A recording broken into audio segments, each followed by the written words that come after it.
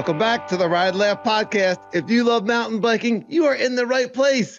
Picture your last really fun group ride. You're back at the parking lot. Everyone's talking about the ride, trails, bikes, tech, nutrition, jumps, drops. That's what we do here every week on the Ride Laugh podcast. You love bikes. We love bikes. Let's drop in. Sage, how are you today? Danny, I'm doing so good. I got to tell you, I'm making a new resolution. I don't know if it's a resolution, but it's been so hot and I decided I'm not going to say anything about the heat or humidity because I feel like everyone's making a comment about the heat and humidity and I'm choosing not to acknowledge it.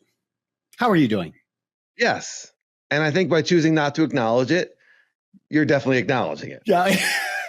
Yes. You're like, I'm not bringing this subject up, which I am talking about right now. So yes, let's not talk about it. Yeah.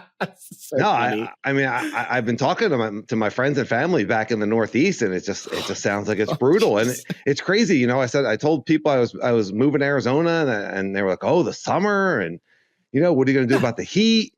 And yeah, it's hot, but it's a dry heat. We get out in the morning. It's sunny. It's nice every day. Yeah. The humidity is that's another thing. Yeah. I know. It's been brutal, but like I said, hey, it is what it is. I'm not even gonna sweat it. Oh, I am sweating it, but I'm not gonna sweat it. Yeah. Yeah. Playing it cool. So do you think acclimating to the heat is different than acclimating to humidity? Yo. You know what I mean? Like if I were to come back to the Northeast I think it is different. I really do. There's that dry heat is different on the lungs, whereas the humidity, I feel like, sits on your skin. That's what I noticed. Like when I went out to Arizona and you were like, oh, that dry heat, you're going to have to get used to it. And I did. I had to get used to that. It feels different coming into the lungs, like you breathing it in. And then the fact that the sweat just evaporates immediately is fantastic. But it is dry. Like you're like, you know, like that kind of feeling doesn't happen here. Instead, you just feel like it's a thick air, you know, so it's hot, but it's like you're riding in a sauna. That's what it feels like, you know, so it's like a very thick, sticky air. Yeah. Yeah. They're both unpleasant. But the humidity adds like that thickness level, I think adds another level of unpleasantness because you're just so wet. You're just so, and it's just, it's so uncomfortable. I will say this, Danny, the humidity definitely has an effect on dry time of trails. So like we had all that rain, like incessant rain, you know, and then it doesn't rain and you're like, oh, great. We have a day for the trails to dry out because it's so humid and thick. The trails don't dry out, you know, and it's like, here I said I wasn't going to complain about the weather. And all we've been doing for the last 5 minutes is complain about the weather. I know. Well, anyone watching the YouTube, we have to address the elephant in the room. You have gone from beard to no beard to mustachioed. I gotta tell you. What are you going for? You got. I tried it all. Oh, yeah. I was a little disappointed. I saw the mustache and I was like, you're so close to a handlebar. So close to a handlebar mustache. Mm-hmm, mm-hmm. Yeah, it's coming. It's coming. Listen, dude, I've been hanging out with Ryan. His mustache is starting to rub off on me. I'm starting to see the light. This thing's helping me to jump. That's what I'm wondering. You are definitely hanging out with younger gentlemen, younger riders. Yeah. Right? Yeah. Ethan and Keaton and Ryan. And I feel like the mustache is like kind of in vogue for the younger guys. Do you think that's rubbing off on you? Hey, I'm trying to get younger, bro. I mean, nothing seems to be working. I tried the beard. It's not working. Tried no beard at all. That's not working. This is the next evolution. It's fantastic. Do you think that makes you look younger? Oh, yeah. Yeah? In like a Burt Reynolds way or a Tom Selleck way?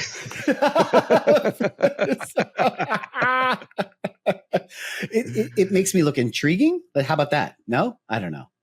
Yeah. It's spicy. Yeah. I like it. It's growing on me. When you first sat down, I was surprised. Yeah. It's growing on me. Yeah. I mean, I could do a mustache. I woke up with a mustache. Actually, I woke up with a handlebar mustache after my second jaw surgery. They had to shave my beard in order to get to my jaw. Yeah. And when I woke up, I had a handlebar mustache. That's how the doctor was, Dr. Foote. He was so cool. But I was, my wife and you thought that was pretty hilarious that I had a handlebar mustache and it was uneven. one handlebar was longer than the other, you know? This guy crashed his bike. Like, that makes sense that the handlebars wouldn't be the same size. You know, like this guy's in pretty bad shape. I'm pretty sure they didn't need to do that, but they were like, you know, let's have some fun with this guy. This guy, let's give him a handlebar mustache. I'm pretty sure they didn't either. Yeah. I asked them like a year later when I went for my final checkup. I was like, all right, tell me the truth. When I woke up with that handlebar mustache, how necessary was that? And he was like, oh, well, you know, it was pretty necessary. But, you know, once it started to kind of develop into a handlebar mustache, we just went with it. Like, they were definitely chuckling. You know what I mean? Like, they were, he and the nurse were definitely like, all right, let's get into some riding, some mountain biking questions. Okay. Because I do have something that I've been meaning to talk about and it just hasn't come up. And this is a tip that the great and talented Arturo, who rides in Sedona all the time and possibly is going to be giving tours in Sedona. So check out his Instagram. We'll have it in the comments. Yeah. But, you know, the only time I was at Sunrise Bike Park, Arturo met us there and we did a whole bunch of riding together. And he gave me a tip that I want your opinion on. And he said, he recommended widening my knees on the downhill, on the tack, on anything difficult, widening my knees. He said that I'm getting more narrow. He said, get wider. It's easier. It gives you more stability, but it also sets you up into a position to bail better, get your legs out faster. And I thought a lot about this. It's not intuitively comfortable for me. And I think that I squeeze my legs together because we were riding pre-dropper post. And that was like the move was like to use the seat for stability. And I think I still do that when I've been looking at a lot of video of myself and I am really narrow. I mean, I'm tall and lanky anyway. I'm narrow anyway, but. That's interesting. Yeah, you see a lot of moto guys and girls do that. They'll flare their legs out to one side. I'm not a squeezer, and I don't know if it's because I'm bow-legged, but like my legs rarely. Are you bow-legged? I'm totally bow-legged. You could pass a basketball between my two legs. Yeah, if I was standing at attention, you could definitely. Yeah, it's terrible. It's terrible, but. I've never been a squeezer anyway. Like I do like to kind of have that bike. You know that about me. I'm very fidgety on the bike. Like I like to let that bike move. Yeah, around. I don't see it in you. Yeah, I've been paying attention to a lot of technique, and I'm always looking at how aggressive people are and how centered people are, and especially people that doing thing that I want to be able to do, and I don't see people squeezing their legs together the way that I seem to be doing. So you have to take a leak. Making myself more aerodynamic. Yeah, right? Yeah. I'm like a lady wearing a skirt, you know. I can mountain bike in a skirt and no one would see anything. Scottish mountain biking. Yeah. Oh, nailed it. Yeah. I love it. Yes. Yeah, I don't mean no one would see anything because there's nothing to see. I mean that I would be protecting myself. I mean, listener, plus trust me, there's plenty to see. I mean, I realize I set myself up for. I can wear a skirt, no one will see anything. Everyone's like, yeah, okay, that's great, Dan. His poor wife. It's because of my technique. Oh yeah. Yeah. That's it. We'll leave it there. Do you think that your narrowness is affecting your movement on the bike? Are you feeling that? I'm not just like in a neutral position. I feel like I squeeze my legs. And so I'm just wondering and like widening them on the tack and the chunk, it's a conscious decision I have to make. So you'll notice it now in the videos now that I pointed it out. No, I've always noticed it about you. I didn't think it was a detriment. Do you watch downhill racing at all? The UCI? Not much. Oh, okay. Do you know Greg Minnaar? He's like oh sure, he's like he's a legend. Yeah. He's still dude. He's like 40 something. He's still racing and still like doing amazing. In any case, he's very tall, Dan. He's very very tall. his legs are, you should watch him. Like his bike is all over the place underneath him. I feel like that allows me to get the most like movement. So it helps me to get aggressive, so like when I'm jumping from berm to berm, or I'm just kind of moving the bike around to get around rocks, it's not like I'm riding with my legs out to the sides, but like there's a comfortable space in between.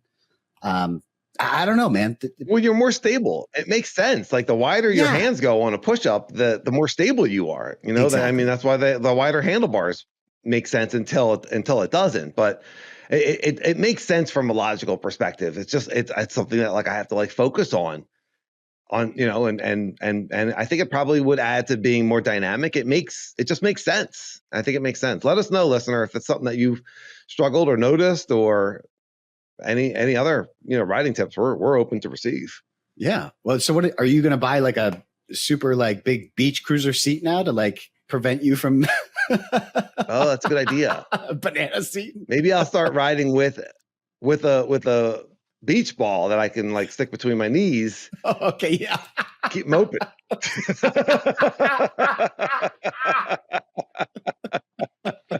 I ride like a prude, I got everything all squeezed and all tight. Loosen up, dude. 2025.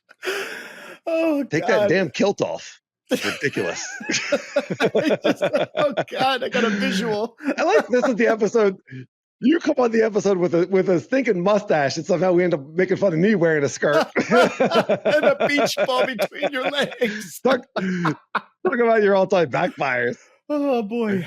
All right, whew. Maybe nothing I say right now sounds good. I just stopped myself from saying something to make me sound even worse, if that's possible. Ooh, all right. Okay. I'm gonna try organically riding. Thank you. Yes. With my legs in a more stable, natural position. Yeah. Okay. And I will report back. Yes. Okay. We are reviewing episode number 6, season 2, episode number 6. Who invited this guy? Mountain bike jump tips, flip tips, pedal strikes, and group ride chaos.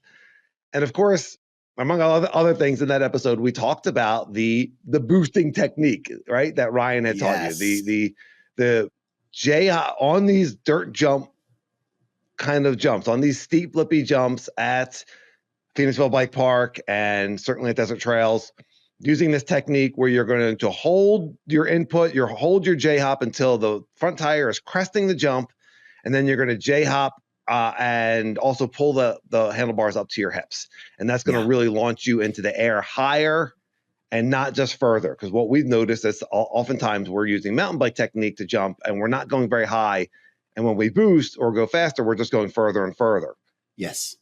So we're playing with that. And I think we both kind of had the question of like, how's that going to translate to mountain bike jumps, mountain bike specific jumps at bike parks? Yeah. Right. And you've been to Blue Mountain and you didn't really start to play with that yet.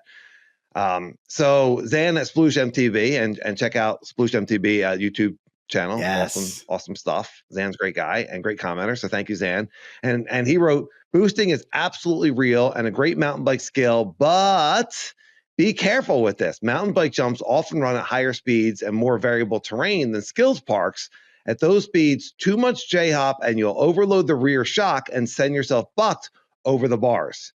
Sincerely, a guy who used the J-hop every jump the same way. Yes. And then we had similar from Nikki Shreds, officially known as Low Key MTB. He agreed that mountain biking jumping is different than these dirt style jumps. Yes. And I know Ryan is injured right now.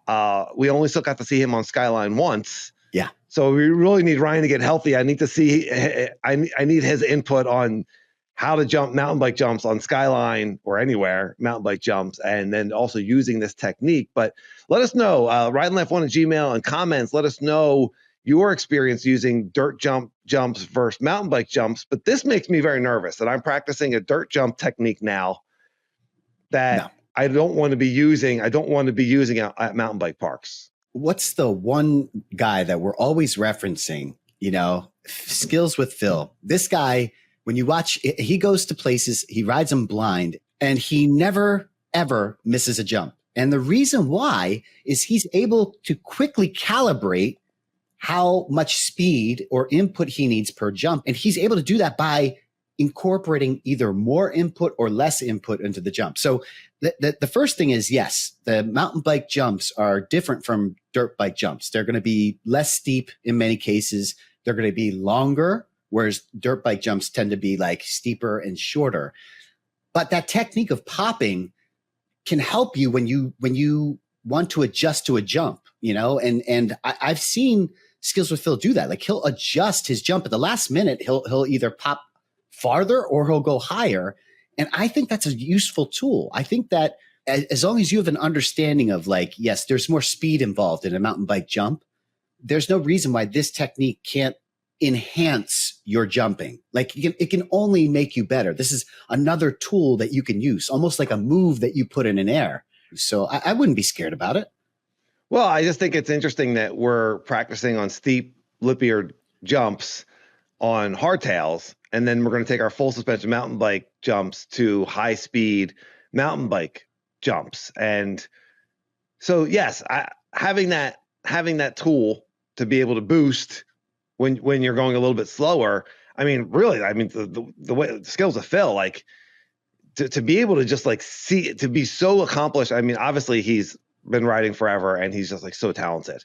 Yeah. But to be able to just see a jump and be able to do the calculation in your brain of what speed and input you need. Yeah.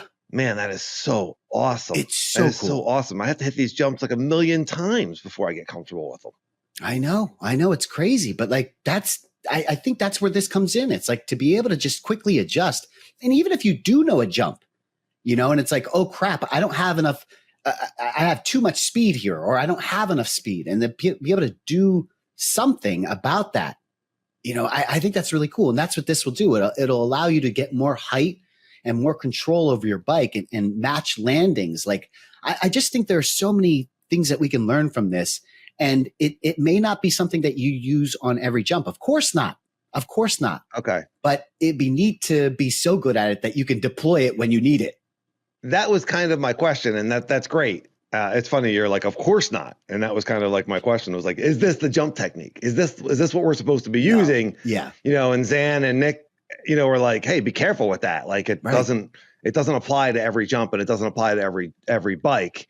But yeah, just having more techniques, more practice, more ability. Yeah. You know, I know both of us really want to get to that point where we're just comfortable in the air, where we can change our landing to what we need it to be. And I went to Desert Trails on Sunday and it was really windy and there was a big headwind. And we talked about last week about you taking a little bit of a step back. Yeah. And I felt that way. I landed jump number 2, which is the bigger one, a little scarier, really clean the first time I hit it. And then like the next 2 times I unclipped at one point and the other one, like I just kind of landed it sideways and I was just like, what's going on? Yeah. And I'm not sure. I don't really know what I did. You know, it was just like, am I just thinking too much? We talked a couple episodes ago of like, I need to get to the point where I can just ride with trust. Right. You know, your breathing technique is let all the air out, know what's going to happen, and then just ride with the skill that you have. And I'm struggling with that on these steep lippy jumps to just like come in with just trust. Like I'm like, okay, J-hop, hold the J-hop, handlebars, you know, like, yeah, it is easier to practice it on the beginner line, but it's not as much fun. Listen, you got a double negative. I don't know how to say what I'm saying, except the Desert Trails is a much bigger park than Phoenixville Bike Park. I can go and easily replicate each jump within like 10 to 5 seconds. I don't even have to go down the whole line. I can I literally hit that first. Why do I keep saying literally? I hit that first jump and I can peel off and hit that first jump again within 5 seconds. For you, like you hit that big ramp jump. There's no way to like kind of half go up the hill and just hit those ramp jumps. Like you have to go all the way back up to the start of the intermediate line, ride the whole thing down. And by then it's like, oh wait, what did I say I was going to work on? Or like, yeah, it's hard to like, you know what I mean? Like that's not fair. I could not go up all the way to the top, but I like going to the top. And really it's a pretty short run. But it is a longer pedal back to the top than Phoenixville for sure. So Yeah, you could session 2. Yes, I could session number 2. Yeah, although that's a very steep, that's a steep lippy jump there. Yeah. Yeah. Yeah. I only really go into 2 if I hit 1 like perfectly. Yeah. And then I'm like, okay, I got 2. But if I case it a little bit, maybe a tiny bit, but if it doesn't feel good, then I abort. I'm just not at the comfort level, and I will get there. I will get there. I mean, there was a time I never imagined hitting 1 or 2. Never imagined it. Like when you came out to visit, like I did not think I was going to be hitting those jumps that day, and we were. We were hitting 1, and I think we hit 2. And then, fast forward, and I went and I just rode 1. And then I started riding 1 and 2 pretty consistently. And so it's happening, and it's happening pretty quickly. We want our progression to be like instant. And it's pretty fast. I've done a lot of things, and I've gotten a lot better since I got out here. And it's just like you just keep wanting more because that feels good. Yeah. But I think, does it also feel good to stop and turn around and say, look how far we've come? Absolutely. Absolutely. And by the way, I also want to shout out that you're also bringing your hardtail now, that's huge too. Like you went from not doing this to full suspension to now hardtail as well. And soon it will be the DJ, which I'm so excited for you, when that happens. And you're both of our progressions has been unbelievable. I have a question for our listeners, because when I went to the Phoenixville Bike Park, I really got lucky this weekend. I got to go twice back to back. And one of the things that I started working on was throwing an opposite table and an opposite bar turn. For the opposite bar turn, like not a big deal. Like I just had to like kind of get into it. The opposite table, and this is where the question is for the listeners. Do you change your dominant foot when you're doing an opposite table? Because I'm having a hard time bringing that bike up to my I guess it would be to the right. Like and I wonder if that's because my dominant foot is, you know what I mean? Like the other side, you can't jump. I'm not planning on jumping with my other foot forward. Well, this is what I'm asking. Ever. Do people Unless it's by mistake. Yeah. I don't know. I guess if you're doing everything on the opposite side, that makes sense. But my gosh, I mean, I go opposite forward on the pump track every once in a while, and it's not pretty. You thought me wearing a skirt looked bad. You should see me riding with my left foot forward.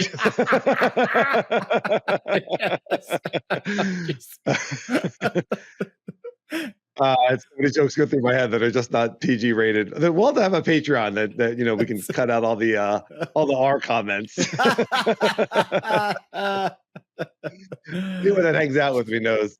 Yeah. Oh yeah. All right. That's funny. All right, well, that's a really good question. I would guess that people are riding their dominant, comfortable foot forward and fitting their tricks in. Yeah. With that, I just feel like switching feet. I mean, we've had a whole conversation. We've had many podcasts about this, and we did surveys, and I think the only thing that came out as far as which foot is supposed to be forward is that everyone has a dominant foot forward, almost everyone, and there's no real rhyme or reason of how it got that way, but it's that way. That, there's not really there wasn't many people that were like, yeah, I can do either foot forward on anything. It's a struggle. Yeah, absolutely. Yeah. I'll be curious to see what people have to say. Well, I love this comment. This is from Dan at Juggernaut MTB. What a great handle, right? Oh, that is good. MTB? Yeah. Stop it. So he commented that he got a kick out of the whole pulling the card bit. That was where we said when you pass someone, you pull their card, and where you get slotted in on rides. And so he explained that they have a gimmick in his group, and it's hilarious and it's awesome, and it's called the Crash Sash. And he said, I'm reading his comment now. It's this ancient faded pink sash that someone found years ago that now sports various patches and glittery bits. The sash is awarded when one of us hits the deck on a group ride, with some gentle ribbing and photo commemorating the event. After checking that no one is hurt and asking if the bike's okay, the kicker is, after you fall, you have to sport the sash on all the group rides until someone else wipes out, keeping in mind the Marquis of Queensberry apply. And I had to look up Marquis of Queensberry. That was has something to do with the rules of boxing. So he's insinuating something with boxing, some sort of rules. But I just thought that was so funny. Yeah. And then So then you commented, can you send us pictures? And he sent us a whole bunch of pictures to the Ride and Life one at Gmail of the Sash and of the riders wearing it after their crash. And just brilliant. Sounds like just really good mountain bike fun. Yeah. You know, and that's I forget where I saw this quote, but like that part of like joshing each other, right? Do people still say joshing? Oh my God. Did I just bring a throwback? Yeah, I totally did. I think it was the mustache. You went full Burt Reynolds. You went Magnum TI. You went Tom Selleck. What other 70s slang you gonna throw out there? Yo, I don't know. Bronson? I never really used joshing. You didn't? Oh yeah, Bronson. Yeah. Yo, Death Wish. I never said joshing. That was never really. What would be another word for that? No, we're talking about two different things. Ribbing. That sounds terrible. Yes. Yeah. Oh God. Okay. Well, when you're that ribbing that you have between, that sounds terrible. I can't say ribbing. It's got to be something else. The making fun of each other. Why? You think it's ribbed? You think it's ribbed for their pleasure? Is that what you're concerned? So we're talking about the Sash is that what you're talking about? Oh, what's the man with ribbing? You're like, I can't say it. The Sash is not ribbed for their pleasure. Oh boy. Well, listen, that kind of camaraderie and that kind of like joking around with each other is just so important. And that's the mark of good friendship. That was the quote that I saw, was the more that you're able to kid around with each other, the better your friends will be. Yeah. And this is a great example. You know, they have this thing in their group. I love it. It's all in good nature. I love that the Sash was given out, and then they make sure that they're okay. Like that, the order of importance. Yeah. First you throw the Sash on them, they fall, and then the guy with the Sash on just like takes off immediately and throws it on them before they even get up. That's right. Yeah. Take a picture, and then, hey, are you okay? Yeah. Are you okay? How's the bike? Yeah, I love that. Yeah. It is great. It sounds like so much fun. I would think it might get awkward if there's like one person, and let us know. Let us know, Dan, if is there someone in the group that like seems to be wearing the Sash all the time? All the time, yeah. I mean, like I'd be worried that like, yeah, Danny's got that Sash on in a lot of pictures. You know, I could just see you getting your one fall of the month or of 6 months. Yeah. And I'm excited and I give it to you, and then like, immediately 4 miles later, I hit the deck again. I'm like, damn, let's get rid of that thing. Just sewed into my jerseys. Oh boy. Yeah. I love it though. I love it. Thank you, Danny. What do you think about this? Terry, our great listener, Terry Haynes, wrote in a couple episodes ago on the music front. We were talking about music when we ride, and you had talked about putting a song in your head to get into that trust moment, get into that flow moment. I went back and I re-listened to that episode, and I heard what you were saying more than I did. When I listened back, I heard what you were saying more than I did when we were actually talking. And okay. I think what you were saying is use music to turn your brain off. Yes. So, because I was talking about like, I need to start trusting on these jumps at desert trails. I need to like stop thinking like all these technique things. And then like the following week, you're like, I have 2 new technique things for you to think about. But nonetheless, that previous episode, you had said use music, and our listener Angelo was like, yeah, I use music. So we kind of started talking about that. Yeah. Of using music to turn your brain off. That's right. So yeah, you can have a song on in the background and you may not notice it. I was like, I don't notice the song because I'm so in my thoughts that I actually turn the song off in my head. Yeah. And you were talking about use music to do the opposite. Turn your thoughts off by putting a song there, right? Yeah. And I'll sing to it. Terry had a great idea. He said on the music front, right. Yeah. Right. Or even like changing the lyrics like we were doing at Mountain Creek that day. Hilarious. We were changing the lyrics to Afro Man. God. Yeah. But you're kind of focused on that. And then you're just letting the skills, that's it with mountain biking, is getting to that level of trusting your skills. Jeff Windsor and I have been getting up really early and ride. It's hot here, right? So we're getting up. It's hot everywhere, according to the first 25 minutes of the podcast. But so we're getting up early, and I'm meeting him before he goes to work, and we're riding. And let me tell you, getting out, like setting the alarm at like 5 a.m. and getting out of bed and getting on the trails by like 6, you're not exactly like the sharpest of your moments of the day. It's much nicer starting a little bit later. Yeah.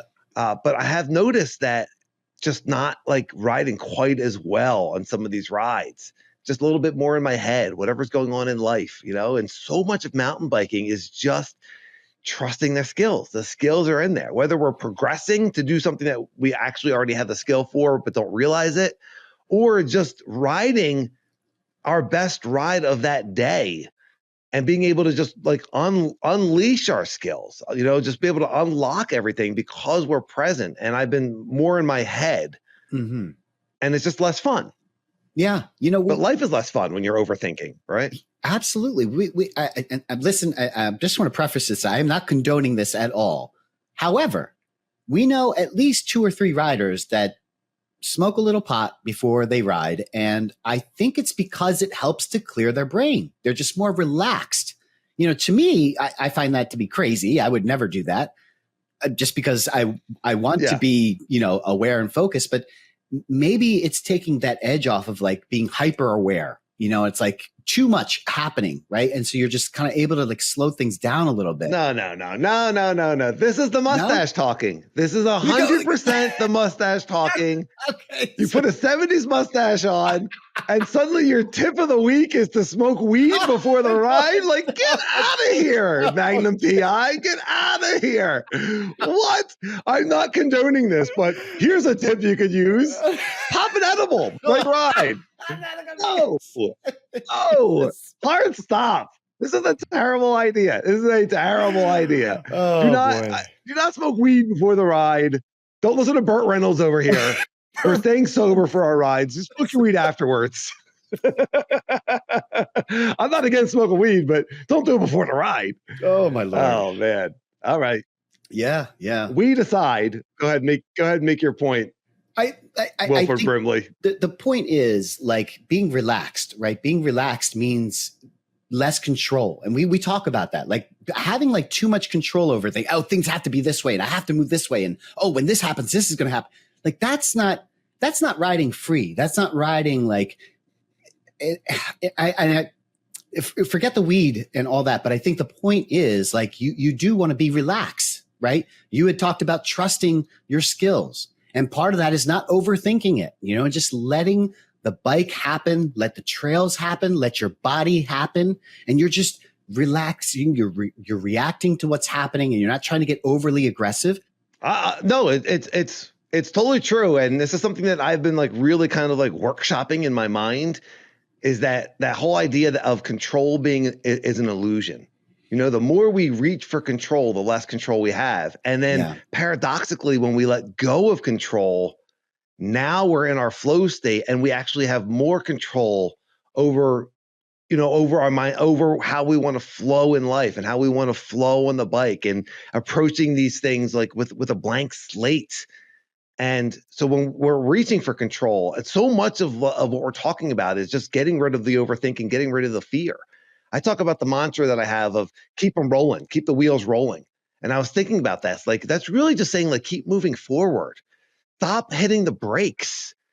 Because the brakes is fear. Yeah. Right? When you don't need them. And the wheels rolling is moving forward with ease and grace and tracking, right? And then we hit the brakes and we're skidding and we're losing our balance, so like the fear comes in, and whereas like some part of our mind thinks the fear is serving us, when we let go of it, we realize that it actually isn't serving us at all. And that control, that need for control isn't serving us. When we let go of that of needing control, then we're able to flow. Yes to everything except some fear is good, right? You have to differentiate between like rational fear and irrational fear. Fear is a good response that was part of our primal brain to keep us safe.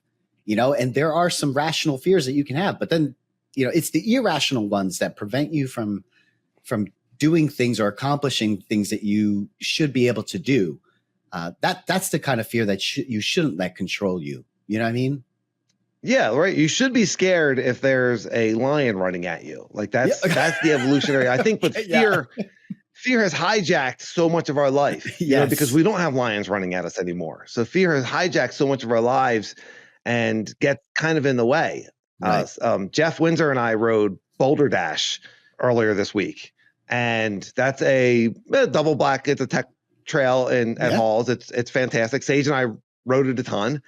And there's a feature, and Jeff had only ridden it twice. It's crazy because he lives on South Mountain. He just like lives on that mountain, like literally. Yeah. So he's only been, that was the second time at Boulder Dash. His first time he crashed and injured himself. So it was a redemption ride. So, and he slayed it, of course. Jeff Wynn is an awesome rider. But we got to that feature. There's a zillion features on that trail. There's a zillion alt lines on that trail. It's amazing. There's one that you have done that I didn't do. When you were here, we did almost everything. There's one off to the right where it's very, very steep and janky. And when I saw you do it, and I was just like, I don't need to do that today. Yeah, I know the one. Yep. And we approached that. Jeff saw it and he did it super smooth. He felt great. And I looked at it and I knew I had it. But I just wasn't centered. And that fear was just there. I just wasn't in that like complete flow state to say, I'm going to be able to commit to this. And I know I can do that. But I wasn't able to say, once I get into this, I'm going to be thinking about this. I'm going to be thinking about it. Like I couldn't let go of thoughts. As I was approaching it, too much was happening in my mind. I used your technique. I breathed out, I visualized it. And as I'm approaching that feature to do it, there was thinking. And I just said, not today. I'm not going to get into it in this frame of mind. But that's fear when I don't want it. What do you do about that? I don't think so. I think that was a good fear. I think that was one of those things where you walk away and you say, thank God, that was a good sign. Like if you were truly ready for that. And by the way, like that move, that thing is regardless of how Jeff makes it look, because Jeff makes everything look so freaking smooth and good.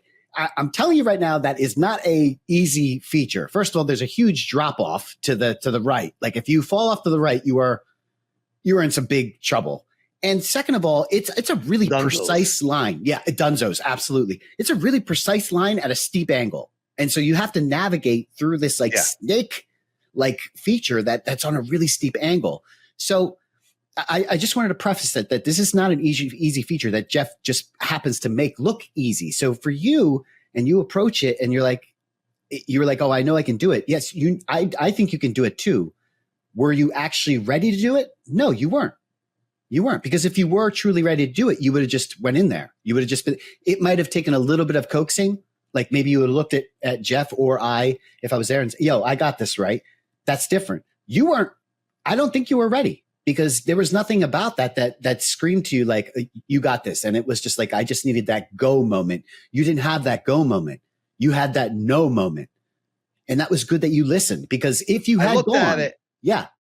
Well, I looked at it. If I had gone, something bad could have happened. So the fear protected me. Exactly. Yes. If you were truly ready for that. But if I didn't have the fear, I have the skill to do that. You do. Like I look at it, I'm like, I know I can do that. Yes, you can. I have the skill to do that. And so is the fear holding me back from, if I didn't have the fear, maybe I still have those errant thoughts that just like weren't allowing me to lock into the moment. I mean, that was what the problem was. I just wasn't locked in. I just didn't feel present. Present is the word I want. You're missing the key word here, and it's confidence. And the thing is, there are not many moves that are, I'm sorry, not many features that look like that on Boulder Dash. There are some tricky boulders on Boulder Dash, but there's nothing that looks like this. And you are someone that needs to do something over and over and gain confidence in doing that. So having to see this at first sight, your confidence wasn't there. You had the skills to do it. That's different. But being confident in your skills is something completely different. We talked about this with slabs. It's like, if you don't do slabs for a while, it's like, oh, like I don't want to start and just hit a huge slab. Like you have to work your way up to it. Right. And you are someone that needs a little bit more work than someone like Jeff Windsor, who this stuff just happens to come naturally to him for whatever reason. He had been stacking wins. We talk about stacking wins, and Jeff had been stacking wins, and so had I. What I didn't mention was that I had a almost crash.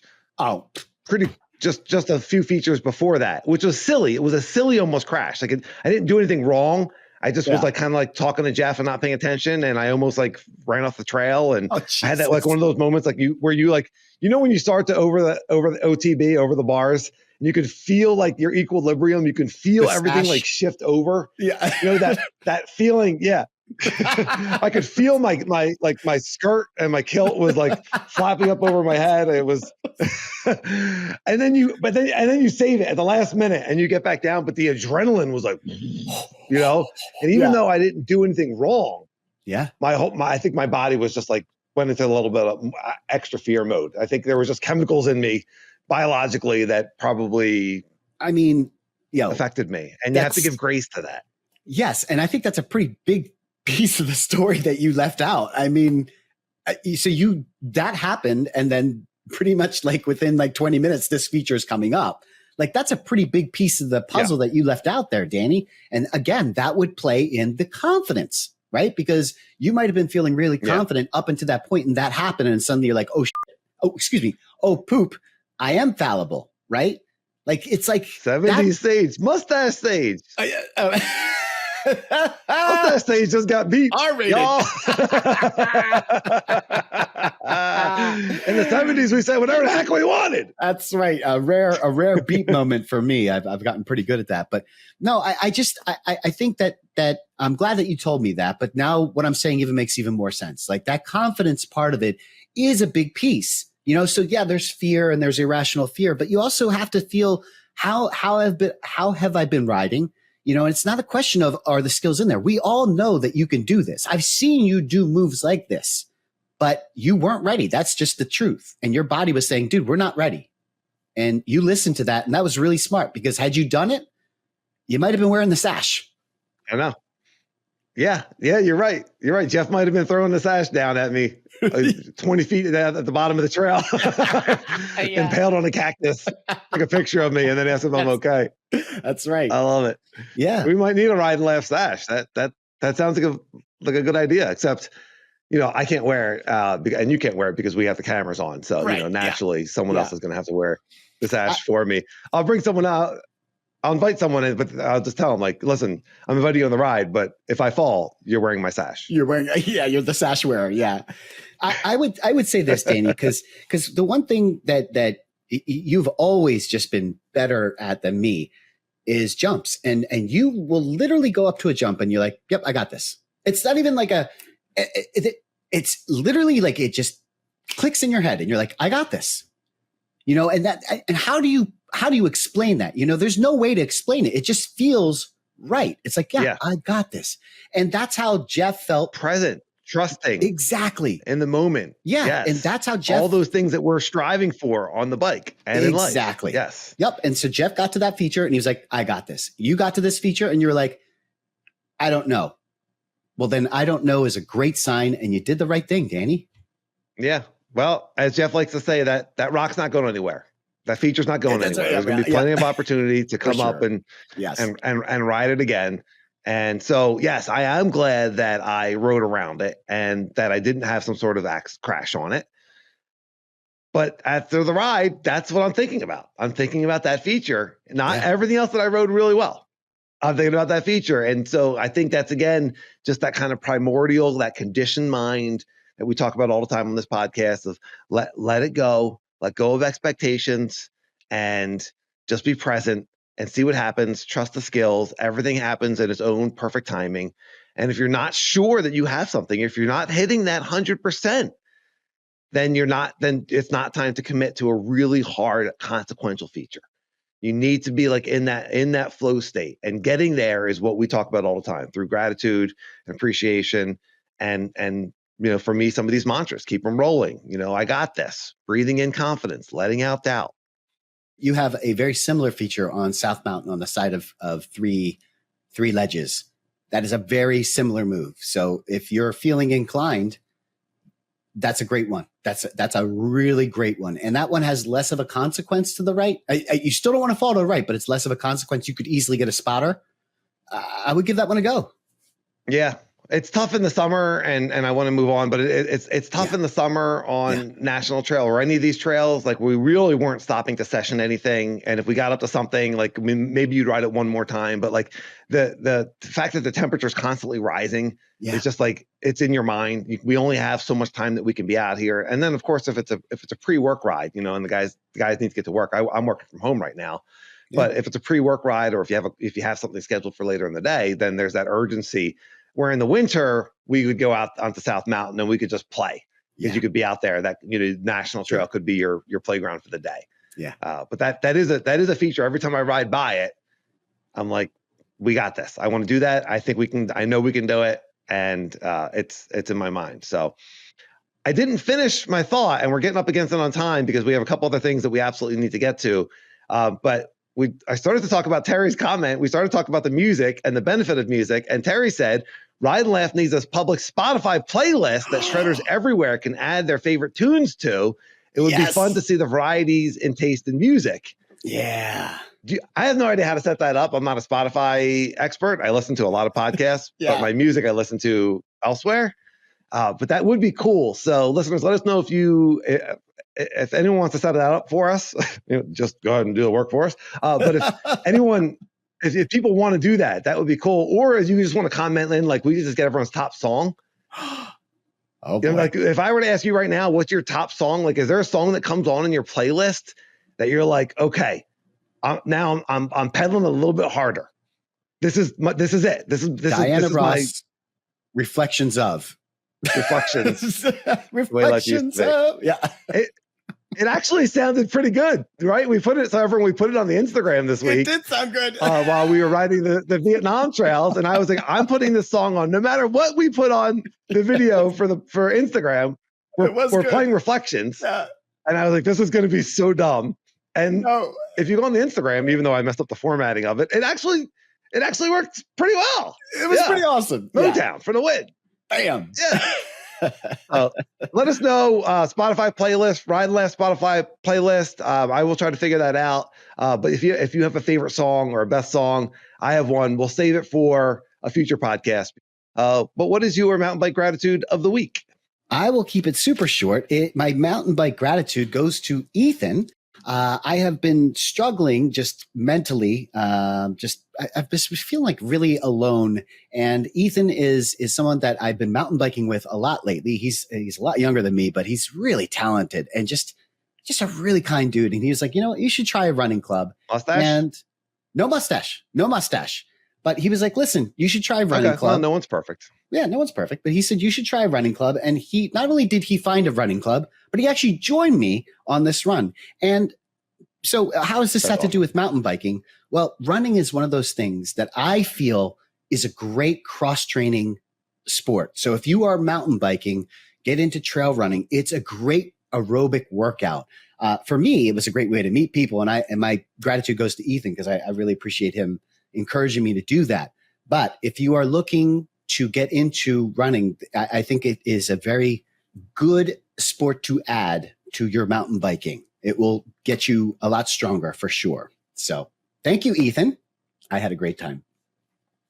Yeah, that is awesome, Ethan. Anytime, you know, that's friendship is connecting on all different levels, and you're mountain biking together and you're having conversations and there's advice going back and forth. And I love it. You know, we talk about 17-year-old shredder Sean, you know, that I've ridden with, and I'm 49, and there's all different age groups, right? I mean, there's guys that are older than me that are awesome riders, and I look up to those guys, and I'm inspired, and I aspire to be like that. And you know, here you're riding with some younger guys, you know, but mountain biking, it just like it just takes away age, it takes away gender, it takes away social, economic. Like we're out riding bikes. Yeah, we're out riding bikes and we're connecting, and there's a humanness, and then, you know, for him to be able to say like, hey, let's do something else together. I hear you. I'm listening to you. Let's do something else together. I have an idea. You have this other passion. Let's go do that together. I think that's awesome. My question is, how much weed did you smoke before? I mean, you had the mustache. So how much weed are you smoking before these runs? Got the Ride and Laugh bong out or what? That's fantastic. Sage does not smoke any weed, everyone. I can guarantee you that. Yep. Well, actually, that's pre-mustache. You're like, hey, I got a mustache now. Yeah, you should see. All bets I'll are smoke off. a joint. Yeah, I've been taking bong hits this whole entire podcast. I fishbowled this whole studio. Yeah. Well, I'm going to keep my mountain bike gratitude of the week short as well, because we went a little bit long on the episode, which we're talking bikes and I love. But it has to do with what we were just talking about, with not riding that feature. That if I had ridden it when I wasn't ready, maybe I would have gotten hurt. And I wake up, and some mornings we just take this for granted. And when you get sick, you appreciate it when you're healthy. And when you get hurt, you appreciate when you're not hurt, right? Yeah. And I get up in the morning, and my wife has her health concerns, and sometimes I wake up and I'm nursing a forearm that's all scratched up, or I got a bloody knee, right? Or I pulled a muscle in my back, whatever it may be. But most mornings I wake up and I feel good. And I have this body that can take me mountain biking, or take me running, or go out and do tubing with my kids and hiking. And so just appreciation of my body and being healthy. And I think giving love to ourselves, appreciation to ourselves. I know that we all look in the mirror and we're critical of ourselves, and maybe not. And I hope not, because I want everyone to be able to look in the mirror and say, you got this. You're awesome. You're handsome. You're beautiful. You're wise. You're a good rider. I'm talking to you, listener. Yeah. You got that mustache, looks amazing. Now I'm talking to Sage. And Ryan. Hey. So my mountain bike gratitude of the week is to my health and to my body and to feeling good. And every day that we wake up and we're walking around and we have these healthy bodies to go and do fun things with, gratitude. I love that. And yes, you are the man when it comes to health and fitness. I would have never guessed that you were in your late 40s. Very late. You ride like you're in your 20s, my friend. Well, my watch says I'm only 41. Yeah. My mountain bike tip is going to be an interesting one. And I have to caution everybody, because you should try this not on anything consequential, but sober recently. So yeah. I have been jumping on flats with regular shoes. And if you're on the YouTube, you'll be able to see this. If you're not on YouTube, I'm holding up one of my running shoes, which has a lot of EVA foam. So there's very little rubber, but it's more EVA foam. And this thing has been incredibly grippy on the flat pedals that I've been using. And I wasn't going to say anything, except that I talked to Keaton, who is an amazing jumper. And he says he does the same thing. Excellent. Yeah. He wears regular tennis shoes. That's so fun. Now that is the mustache talking. He wears regular sneakers. Yes, that is shoes. Definitely Tom Selleck. It's happening. It's happening. He's just lit up a joint, everybody. Yes. Okay. He wears regular sneakers. Yeah. He wears regular sneakers, and he says the same thing. And there's an added benefit. There's an added benefit to these shoes.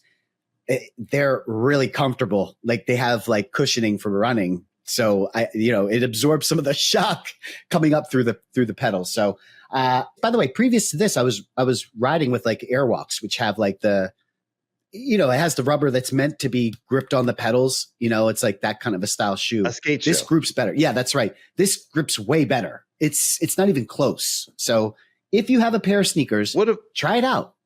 What about your mountain bike flats? Don't like a 510? Like, aren't those designed to grip the pedals the best? The 510s that I have clips in them, so that wouldn't help. I have Adidas. I've tried Adidas shoes that have the waffle. Like the waffle. So you don't have a pair of mountain bike specific flat shoes? I do not have a mountain bike. Well, the Airwalks were that. They are designed, but they're not mountain bike. Are you sure? But they're skate shoes. I think they were mountain bike shoes. Oh, they are? Okay. Yeah. They're your shoes. Yeah. Did you buy them at a shoe store? Because you're not going to Payless and buying a pair of mountain bike shoes, but you can get a pair of Airwalks at DSW. You know what I mean? Like you can't go to Foot Locker and buy a pair of mountain bike shoes. You got to go to a mountain bike store. Did you get them at a mountain bike store? The airwalks. No, I don't know where I got them now that I think about it. But anyway, regardless of all that, okay. The point of it is give it a shot. Yeah, we did. But just my point is to give it a shot. Just go out into the driveway, take one of your old sneakers. If they have a lot of EVA foam, the more the better. This EVA foam like sucks into the screw groove. It's unbelievable. It's the stickiest thing that you've ever ridden. I can't believe it. And then the added benefit of just having the comfort of a sneaker. I'm totally interested in trying this. I do have a pair of mountain bike flats. They're older. I mean, I don't ride flats. I only wear them when I ride my DJ. Yeah. And way back in the day when I did a little bit of a flat pedal experiment. Do you remember that when I was riding my old Stump Jumper 27.5 and I tried and I rode flats for a while just to get the hang of it, and I never really did. But nonetheless, I do have a pair of flats and I wear them at the pump track when I ride my dirt jumper. And on that dirt jumper, we were talking last week, I've been practicing doing this transfer jump, and it's very steep, very lippy. Yes. It's very short landing, and I'm landing to flat quite a bit. In fact, and then I try to do a double, and I case it, and it's really hard. When you case that or you land to flat on a concrete pump track, the impact, I can really feel it sometimes in my ankles, but always in my knees and even in my lower back. And the mountain bike flats, maybe it's because they're an older pair. Listener, let me know, but I think it's because they're mountain bike shoes. They don't have a lot of cushion. And so when you start talking about like, hey, I have running shoes on that have a ton of cushion, and now if I send to flat, like I have a little bit of cushioning, I am very, very interested and motivated to try this technique. Listeners, let us know if you've done the running shoe, or if you try it, let us know. Riding Life on a Gmail and YouTube comments. That's a very interesting all the kids and very interesting insight. I'm excited. All the kids at Phoenixville Bike Park, none of them have like whatever flats you're talking about. Like they're all riding in sneakers. Every single kid. Yeah. Yeah. And they're really good jumpers. So there's people are doing it, man. People are doing it. This is not a new concept. Yeah. When I see someone wearing sneakers on a mountain bike or on a dirt jumper, my thought is that they haven't graduated to getting the specific shoe yet. Like we're super judgy. Been riding enough to like. I thought the same thing. Yes, I thought the same thing, and now I'm like, oh, now I get it. Like, yeah, totally makes sense. Another example of letting go of judgment, because our brains just don't know half the things that they think they know. So less control is more control. Letting go of control, letting go of judgment, letting go of expectation.